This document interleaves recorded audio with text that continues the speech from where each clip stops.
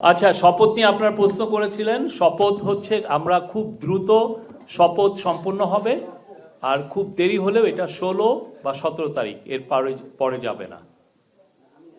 Thank you. এই বিষয়গুলো পরবর্তীতে জানিয়ে দেওয়া হবে।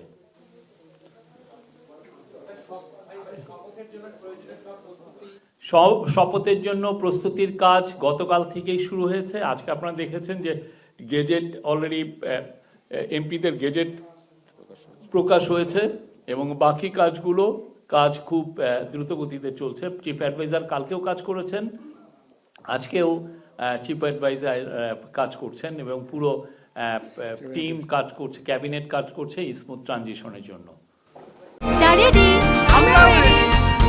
চা মানে লাইফটা ভরপুর, চা মানে ইস্পাহানি মির্জাপুর।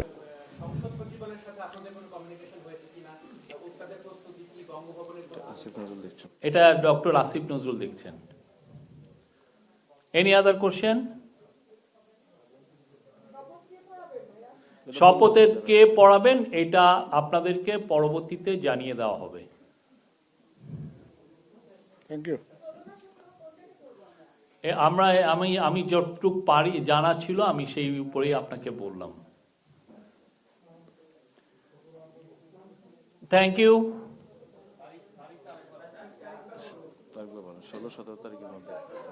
খুব দ্রুত সম্পন্ন হবে, দেরি হলেও এটা 16 বা 17 তারিখ বা তারপরে যাবে না। সব শপথ এটা আমরা বলছি না, বাট সব শপথ এর মধ্যে হয়ে যাবে।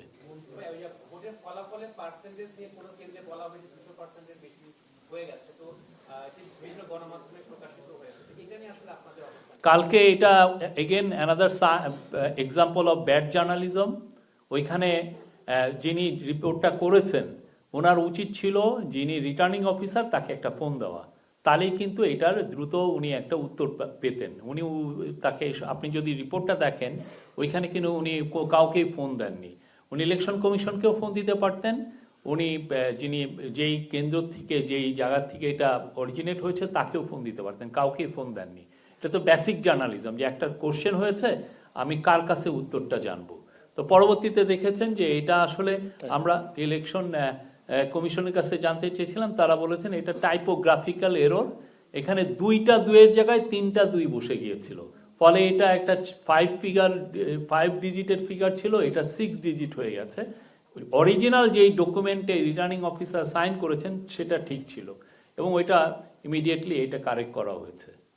Thank you. Thank you.